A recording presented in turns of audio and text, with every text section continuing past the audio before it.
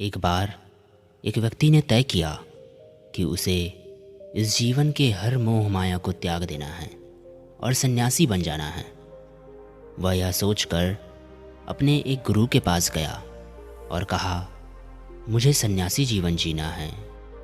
गुरु ने पूछा, क्या तू सच में सन्यासी बनना चाहता है? तब व्यक्ति ने कहा, हाँ। तब गुरुजी ने कहा, ठीक है, आज के बाद से तू मुझसे कभी नहीं मिलेगा। जब ज़रूरत होगी मैं खुद तुझे बुला लूँगा। इस आश्रम में 500 से भी अधिक सन्यासी हैं, तुझे भी उनकी तरह ही रहना पड़ेगा। व्यक्ति ने कहा, ठीक है, और वह जाकर एक बंद कमरे में चुपचाप बैठा रहता। उसे चावल कूटने का काम दिया गया। वह रोज़ 500 सन्यासियों के लिए चावल कूटता। वह दिन भर चावल कूटता और जब वह थक जाता तो वहीं सो जाता और फिर वापस उठकर फिर से चावल कूटने लगता। उसे लगता था कि जब गुरुजी को उसकी ज़रूरत होगी तो वे खुद उसे बुला लेंगे, और इसी इंतज़ार में वह हमेशा रहा करता था। वह सुबह से शाम तक बस चावल कूटता रहता था, क्योंकि गुरुजी ने उसे यही करने को कहा था। 12 सालों तक यही चलता रहा, लेकिन तब तक वह बेहद शांत हो गया था। उसके मन में न कोई विचार, न कोई अड़चन, कुछ नहीं था। वह बस इसी काम में लगा रहता था, चावल कूटने के। 12 सालों में यह उसकी दिनचर्या बन चुकी थी। 12 साल बाद गुरुजी को लगा अब उनके जाने का वक्त आ गया है। उन्होंने सब में यह घोषणा करवा दी कि जो भी मेरा उत्तराधिकारी बनना चाहता है वह रात में मेरे कमरे की दीवार के बाहर 4 पंक्तियां लिखकर चला जाए। उन पंक्तियों में जीवन को कैसे सही तरीके से जीना है उसे लिखना होगा, जीवन का सत्य लिखना होगा, लेकिन यह उसे स्वयं से लिखना है, खुद का ही अनुभव बताना है। सभी गुरुजी को बेहद मानते थे, लेकिन सब उन्हें धोखा नहीं देना चाहते थे। उनके आगे खुद को प्रस्तुत करना आसान नहीं था। हिम्मत तो सभी शिष्यों में थी, लेकिन यह काम कोई करना चाह नहीं रहा था। उन्हीं में से एक विद्वान शिष्य ने यह करके दिखाया। उसने कमरे की दीवार के बाहर 4 पंक्तियां लिख दी, जिसमें उसने लिखा था कि मन एक दर्पण की तरह है जिसमें धूल जम जाती है। उस धूल को साफ कर दो, सत्य नज़रों में आ जाता है और सत्य मिल जाता है। सुबह गुरुजी उठे तो उन्होंने देखा और उन्होंने कहा, किस मूर्ख ने मेरी दीवार खराब कर दी, उसे पकड़ कर लाओ। लेकिन वह विद्वान शिष्य रात में ही भाग गया था, क्योंकि यह विचार उसके नहीं थे। उसने बड़े बड़े ग्रंथों में से यह विचार उठाकर वहाँ पर लिख दिए थे। उसने जाते समय अपने मित्रों से कहा था, अगर गुरुजी को पंक्तियाँ पसंद आ गई तो मुझे बता देना, लेकिन अगर वह क्रोधित हो जाएं तो उन्हें मेरा पता मत बताना।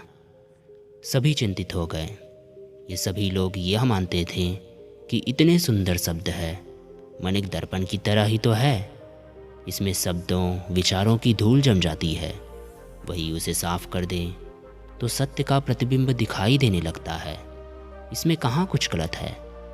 गुरु कुछ ज़्यादा ही सख्त हैं। देखते हैं वे इससे भी ऊंची बातें कहाँ से लाते हैं। पूरे आश्रम में यह बात चल रही थी। उन्हीं में से 4 व्यक्ति एक दूसरे से बात करते हुए उस चावल कूटने वाले के पास से निकले। उनकी बातें सुनकर वह हंसने लगा। वे चारों यह देखकर यह सोचने लगे और पूछा, इसमें हंसने की क्या बात है? तब वह बोला कि सही तो कह रहे हैं गुरुजी, किस नासमझ ने यह लिखा है। ये सुन वे चारों भड़क गए और बोले, तुम क्या जानो इसका मतलब? इतने सालों से तुम बस चावल ही तो कूट रहे हो, तुम्हें शास्त्रों के ग्रंथों के ज्ञान के बारे में क्या पता? अगर इतनी ही ये पंक्तियाँ गलत है तो तुम इससे अच्छे कोई शब्द बताओ। वह व्यक्ति बोला, ठीक है, मैं बता दूंगा। लेकिन मैं इतने सालों से चावल कूटते कूटते लिखना भूल गया हूँ। किसी को लिखना पड़ेगा। और हाँ, ये जान लो, मुझे उत्तराधिकारी बनने का कोई शौक़ नहीं है। अगर मुझे यह उपाधि मिली तो मैं कान पकड़ता हूँ और विचार नहीं बताऊँगा। तब उन चारों ने कहा, अरे तू हमें बता, हम लिखते हैं। व्यक्ति ने कहा, लिखो। कैसा दर्पण, कैसी धूल, ना कोई दर्पण ना कोई धूल, जो इसे जान लेता है सत्य को प्राप्त हो जाता है। आधी रात को यह सब पढ़कर गुरुजी उस चावल कूटने वाले के पास गए और कहा, अब तू यहाँ से भाग जा, वरना ये 500 के 500 तुझे मार डालेंगे। ये मेरा चोगा ले, तू मेरा उत्तराधिकारी बनना चाहे या ना चाहे, इससे कोई फ़र्क नहीं पड़ता, लेकिन मैंने तुझे ही अपना उत्तराधिकारी मान लिया है। और अगर यह बात इन सबको पता चल गई तो ये बर्दाश्त नहीं कर पाएंगे कि एक चावल कूटने वाला उत्तराधिकारी कैसे बन गया। वह कैसे सत्य को प्राप्त हो गया, आत्मज्ञान को प्राप्त हो गया, और ये शास्त्र जानने वाले सर पीटते रह गए। इसलिए तू यहाँ से दूर भाग जा। ऐसे ही एक बार गौतम बुद्ध ने भी अपने एक शिष्य से कहा था कि जब तुम्हारे अंदर भी विचार आना बंद हो जाएंगे, उस दिन तुम सत्य का अनुभव कर लोगे, खुद को, ब्रह्मांड को समझ पाओगे। और यही बुद्धत्व प्राप्ति का पहला कदम है। मन को शांत करने का पहला तरीका जो बोधि ग्रंथों में बताया गया है वह है खुद के विचारों पर काम करना है। आपके अंदर क्या चल रहा है उसे अच्छी तरह समझना होगा, न कि अपने विचारों को कहीं भी दबाना। ऐसा करना गलत है। मन भटकेगा, बार बार भटकेगा, लेकिन जब भी आपको ऐसा लगे आप तुरंत अपने विचारों का निरीक्षण करना शुरू कर दें।